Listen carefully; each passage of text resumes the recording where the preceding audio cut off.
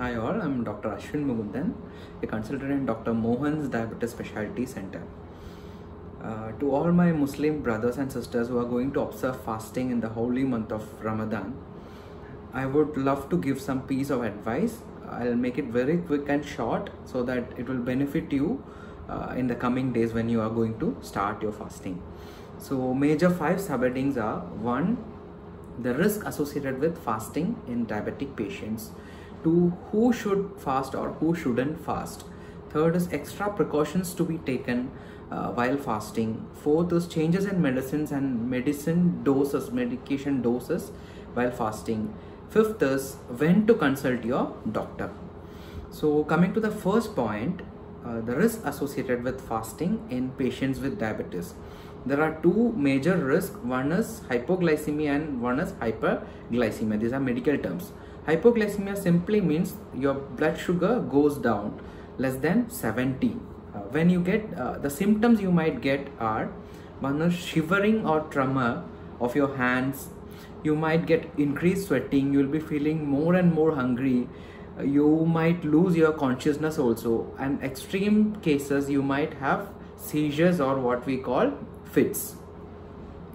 Second thing, hyperglycemia is increased sugars, and the major symptoms are very much increased tiredness, extra thirst, extra frequency of urination, increased frequency of urination.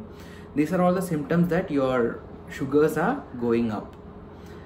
Third thing, which is not very common but have to mention here, in medical terms we call either a DKA or HHS. Mainly DKA is the dangerous, more dangerous part in type 1 patients who are young, because it will present as a abdominal pain, and patient might go unconscious also. His sugars may shoot up, his patient may not respond normally, plus patient will be totally dehydrated. So these 3 things we have to think of. These are the risks associated with fasting in any patients with diabetes, but at fasting times these 3 we have to take care of because these are very common while fasting. So coming to the second subheading, who should fast and who shouldn't fast. Basically any patient at high risk of getting the complications are not supposed to fast. I know it's a holy month, I know it's a godly thing,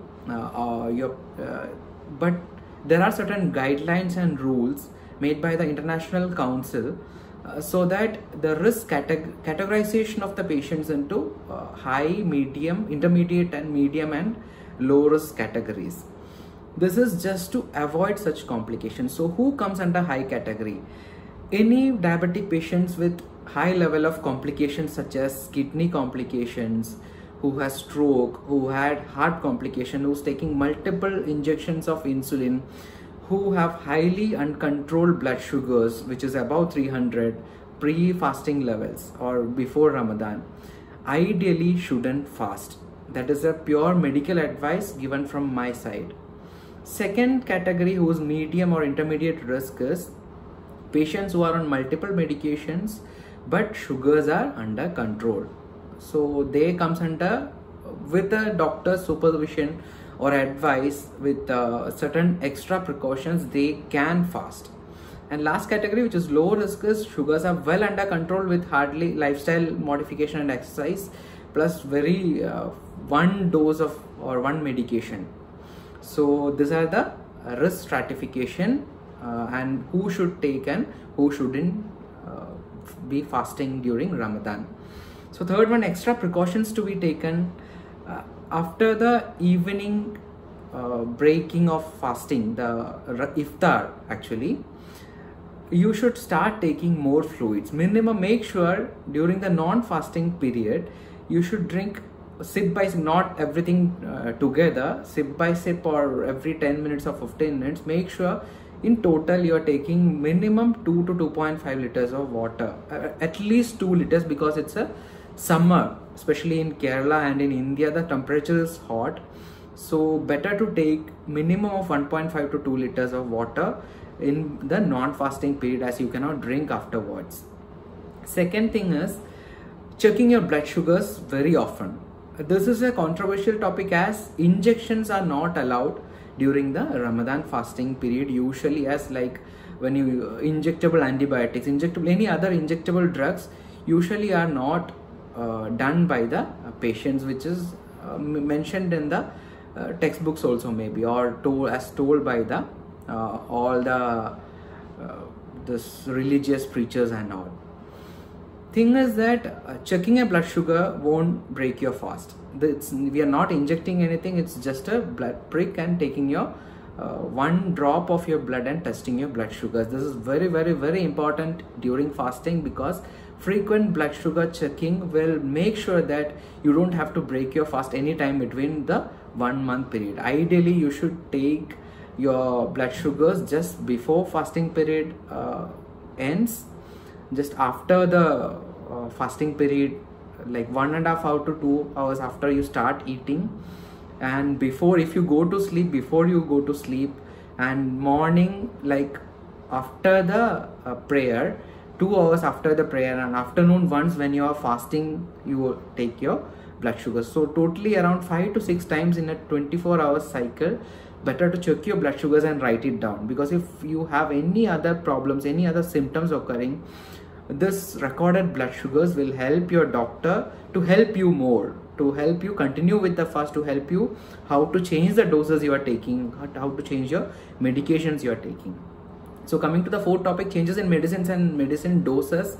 First thing, most common, insulin 3 injections a time is not allowed, because you are not eating all the 3 times. So doctor will tell you how to change the insulin dose. If you're insisting, or if you're going to observe fasting, make it 2 times a day when you are eating, whenever you are eating, and if possible once a day. It depends on your blood sugar levels, it depends on your control, it depends on the whole profile you have. The doctor will decide on that.